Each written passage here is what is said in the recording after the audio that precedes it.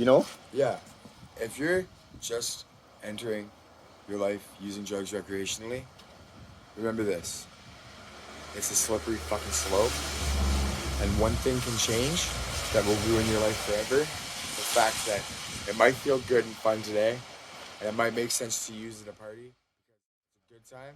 But tomorrow, if you use it out of depression or anger or for any other reason, it can destroy.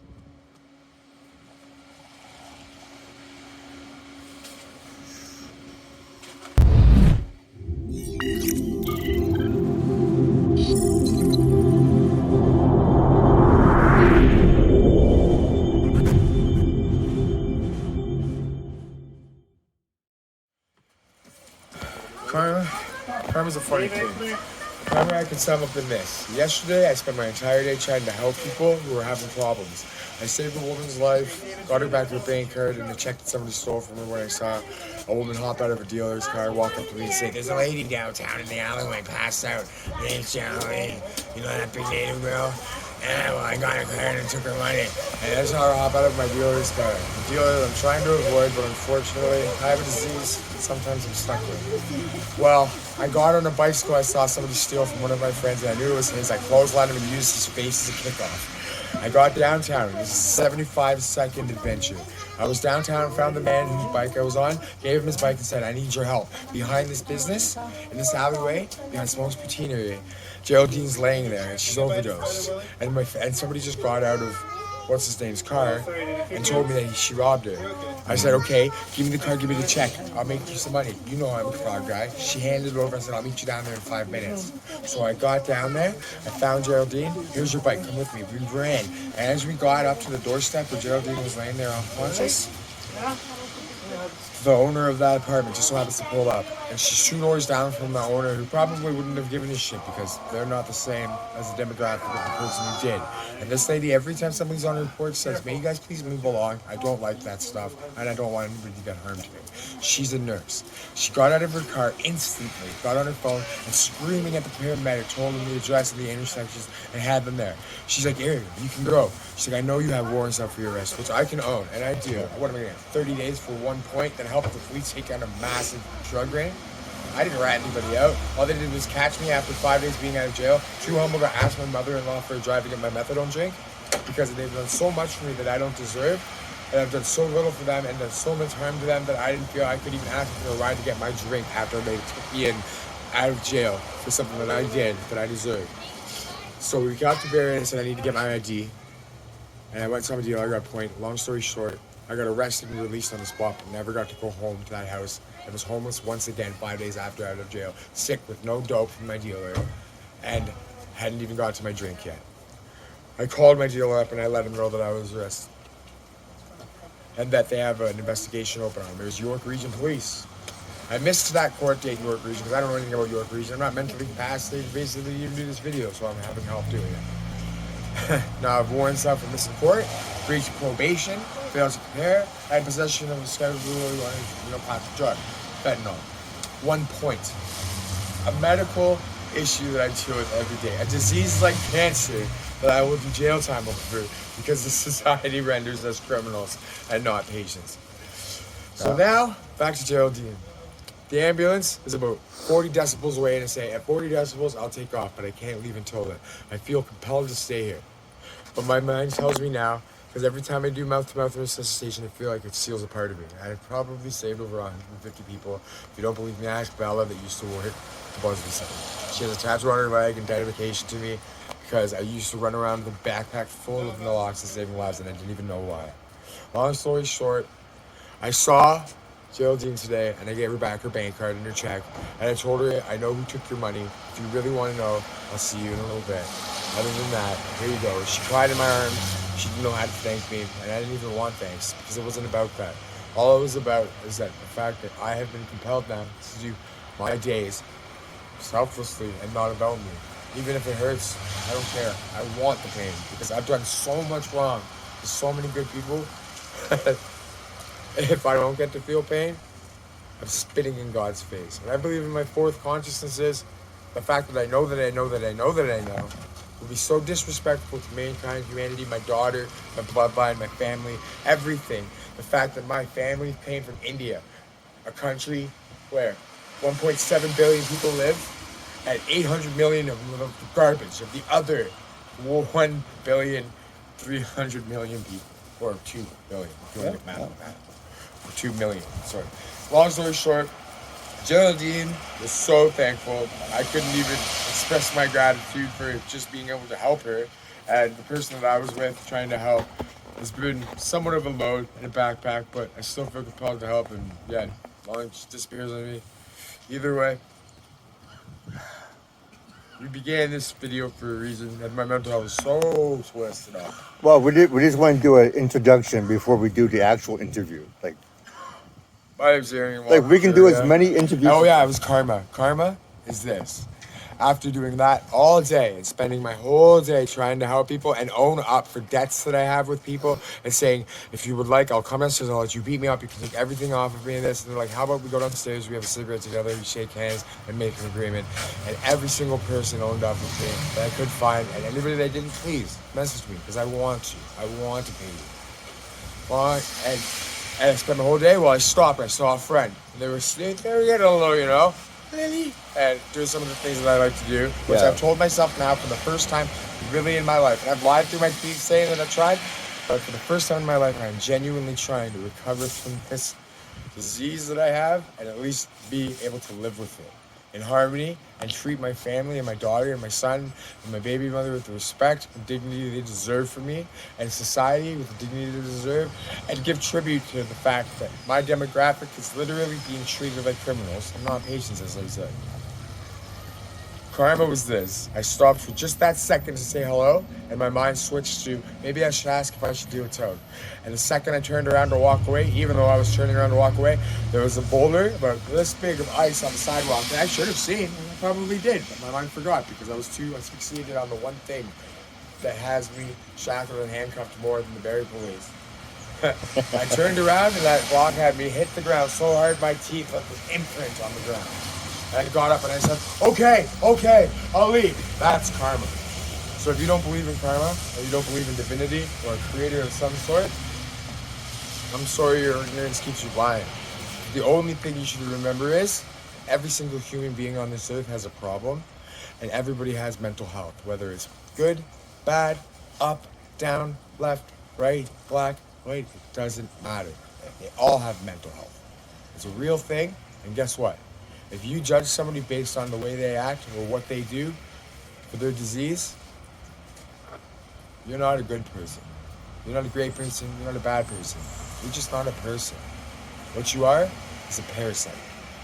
Give everybody a grain of respect. Love everything for what it is. Alive, the ability to do anything it puts its mind to, and enable anything you can. If you do that, my friends, you will live a better life than I have.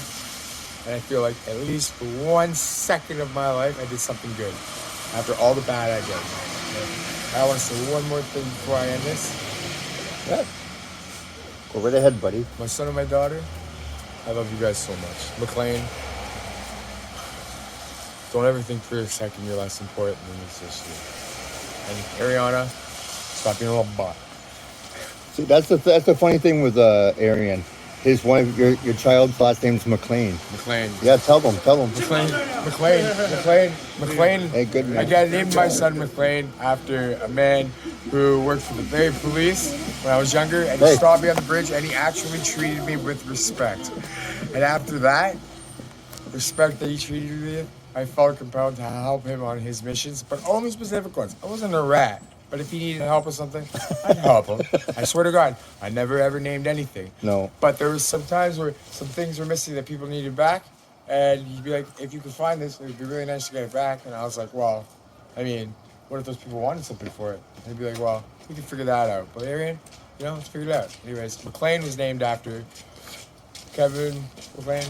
I think your name is Kevin. I'm sorry but you're a really good man, and I have so much respect for you. And he became the chief of police in Barrie. And when I had a catastrophic spin out at 186 Dunlop Street East, he messaged my cell phone personally and said, we're outside of your girlfriend's house. I said, well, I'm on my way to Montreal, so I'll see you in a couple months. And he said, all right, catch you then, buddy.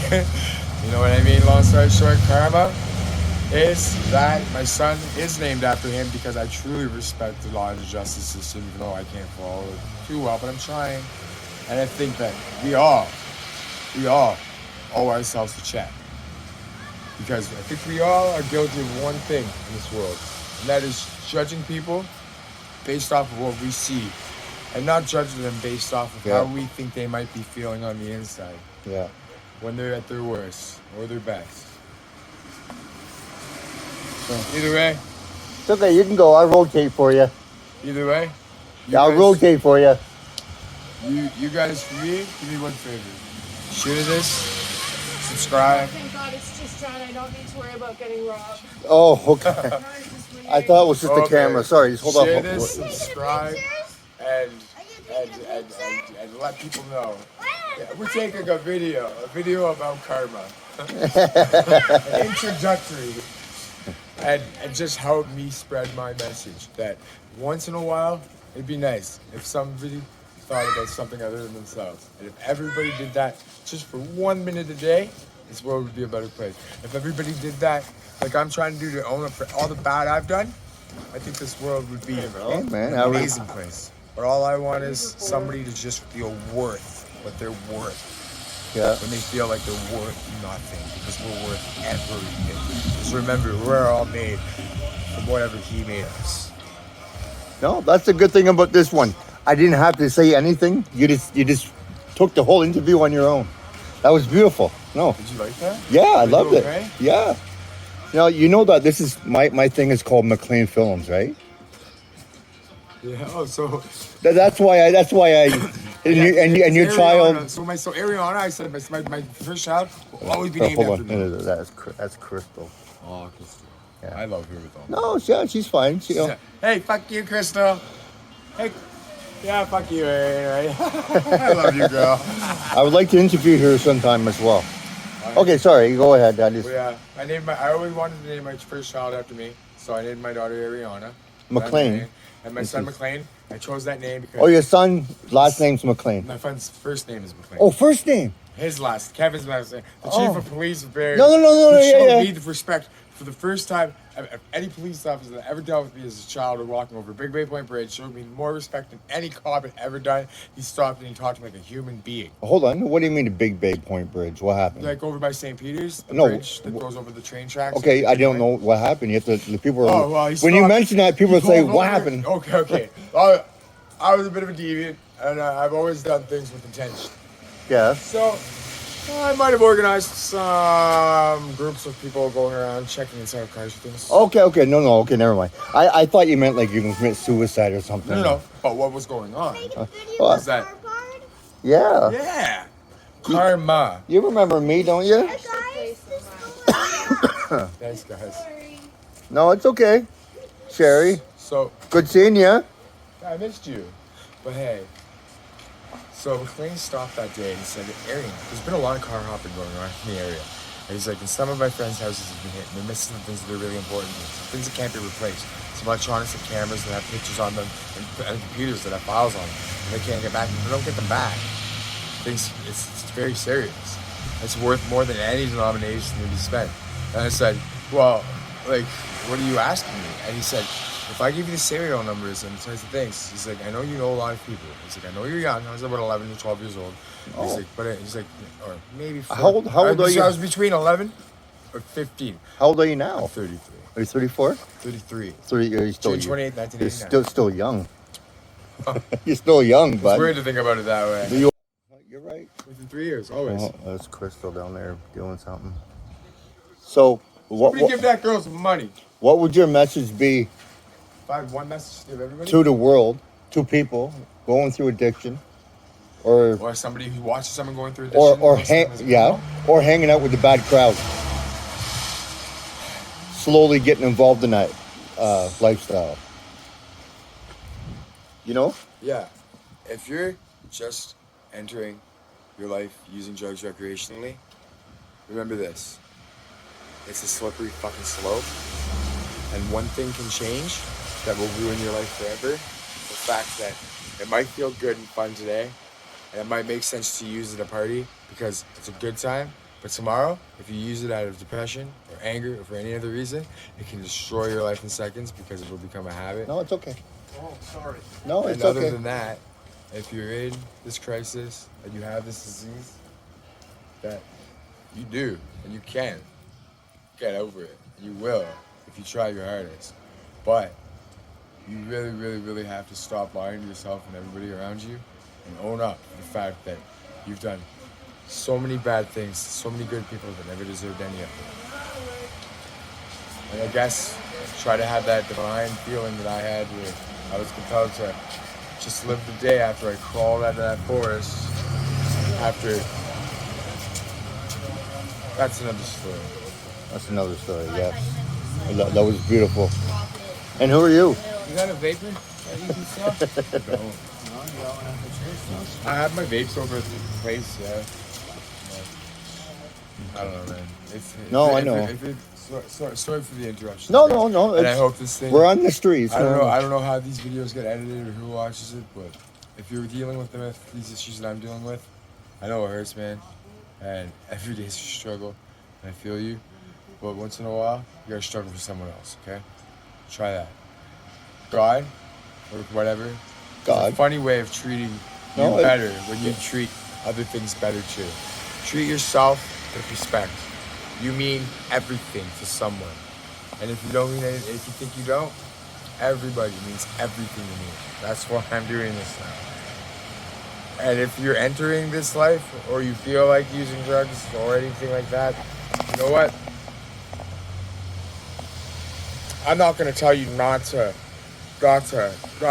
experiment, but I'm going to tell you, just remember, that everything can turn into something that you can't control if you use it in a way that you're not supposed to, which is depression, anger,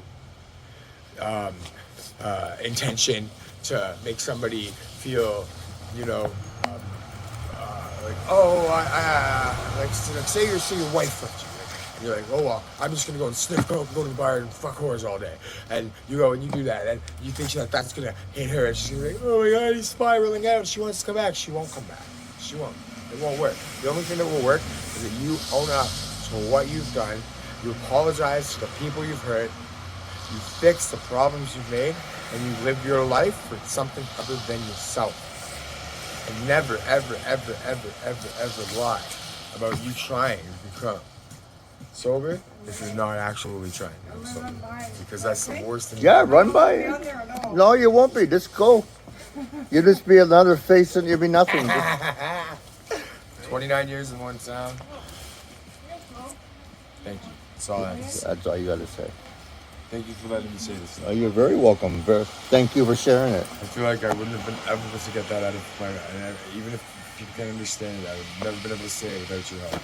Oh, you're very welcome. You're a very good man. Thank you. I appreciate that. So are you. Never mind me. I am what I am.